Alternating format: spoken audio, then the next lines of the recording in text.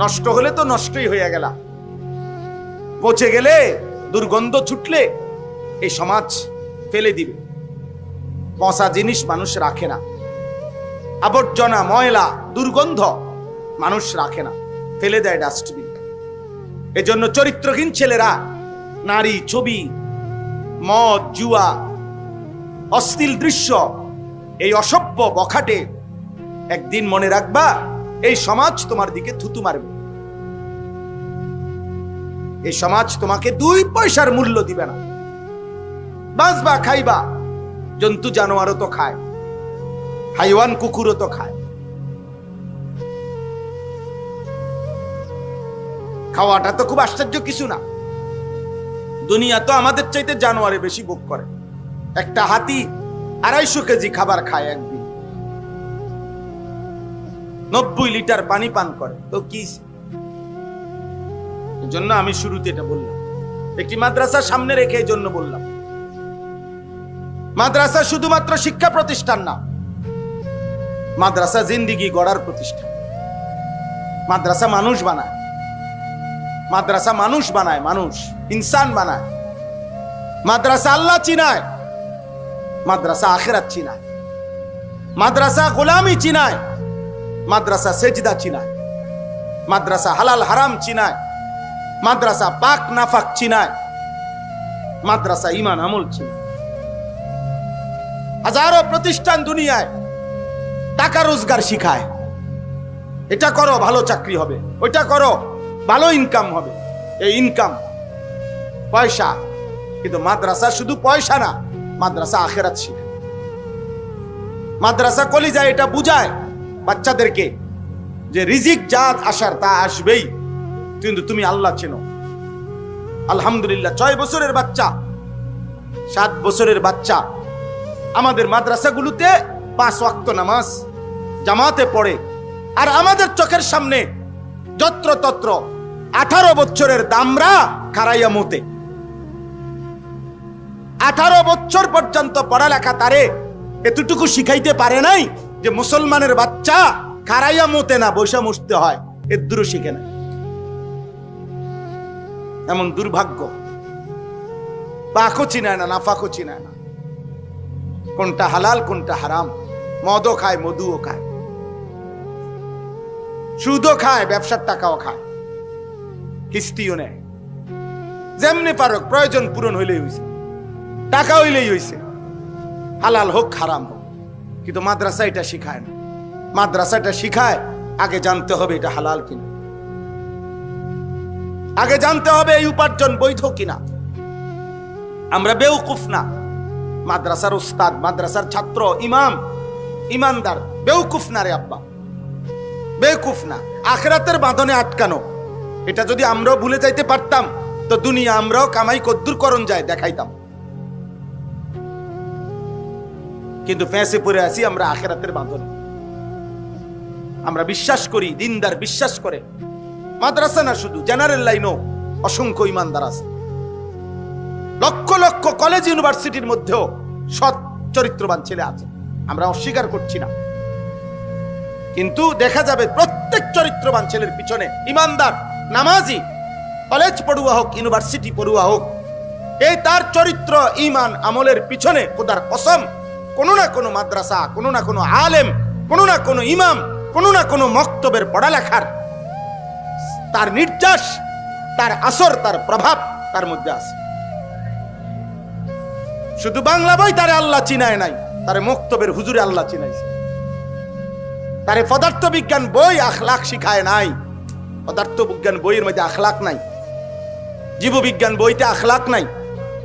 উপার্জনের পদ্ধতি আছে। মাশাআল্লাহ, প্রধান অতিথি আসছে, টের পাইছেন কিছু? একটু পরেই টের পাইবেন। আমার সেলিম ভাই আসছে, মাশাআল্লাহ, আল্লাহ কবুল করে। জনাব আলহাজ সেলিম মাহমুদ, আপনাদের সবার প্রিয় মানুষ, পরিচিত মানুষ। আমরা যখন আরো বহু আগে, না হয়তো 20 বছর আগে, ছোট মানুষ, আমরা যখন অল্প বয়সী তখনই পরিচিত। আমাদের এলাকা, আমার বাড়ি তো আপনাদের বাড়ি, এক বাড়ি আমরা। আমি কিন্তু নাঙ্গলকোটের মানুষ, আল্লাহ আমাদেরকে ভালো রাখেন, কবুল করেন। তাইলে আমি বলতেছি, এই বাগবাড়ি মাদ্রাসার কথা বলতে গিয়ে মাদ্রাসার সামনে দেখে আমি বললাম মাদ্রাসার মাহফিল, আপনাদেরকে বুঝাইতে চাইলাম। দয়া করে প্রত্যেকেই বুঝেন, প্রত্যেকটা ছেলে বুঝো। আব্বা তুমি স্কুলে পড়ো মানা নাই, কলেজে পড়ো মানা নাই রে আব্বা, কিন্তু বেঈমান তোমার ঘরে বুঝাই দিছে। কোন না কোন মুশরিক বেঈমান আজকে বুঝাইছে যে স্কুলের পড়লে ছেলেটার আল্লাহর কোরআন শুদ্ধ না হইলেও চলবে, এটা তোমারে ধোকা দিছে। স্কুলে পড়লেও 5 ওয়াক্ত নামাজ না পড়লেও চলবে, শুধু শুক্রবারে জুমার নামাজ পড়লেই চলবে। খোদার কসম, এটা যদি তোমারে যে বুঝাইছে সে শয়তান, সে ইবলিস, সে ইবলিস। বেঈমান ধোকা দিছে, বেঈমান ধোকা দিছে, বেঈমান বুঝাই দিছে তুই স্কুলের ফোলা, কাজে তোর চুল চারিদিকে সমান হন লাগতো না, তুই ইডি জেনারেল, ইডি হুজুরের বিষয়, ইডি মোল্লা মুন্সির ব্যাপার।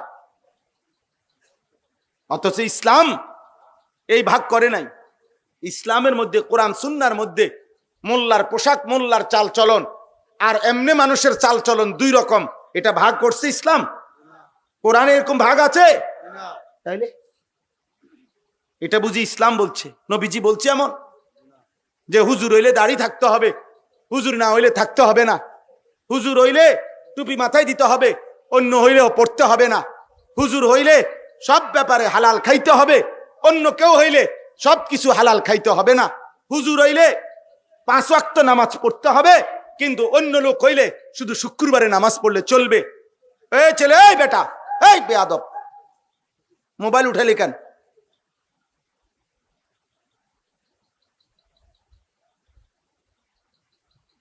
তাইলে এই জন্য বললাম, আমার কথা আব্বা বুঝতে শেখেন, এই ছেলেদের প্রতি দয়া করেন, এই ছেলেদের প্রতি দয়া করেন।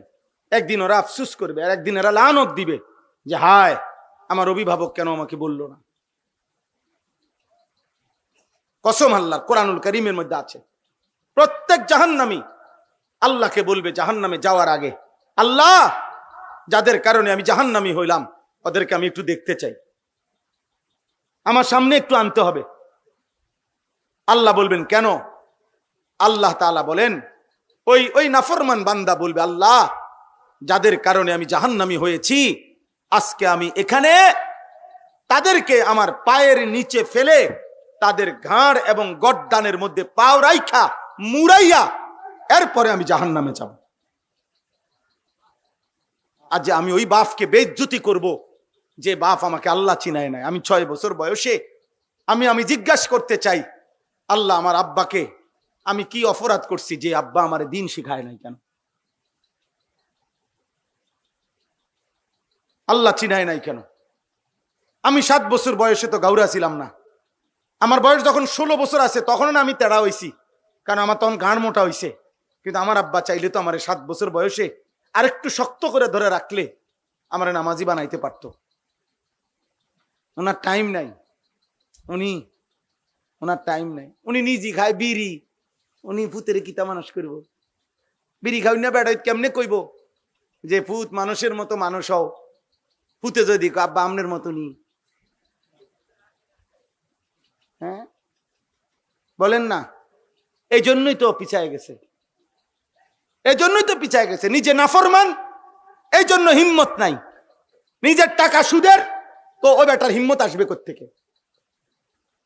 অভিভাবকের টাকা, কিস্তির টাকা, হারামের টাকা, ওজনে কম দেওয়া টাকা, ওই হিম্মত পাবে কই? ওই কলিজার মধ্যে হিম্মত পাবে কই?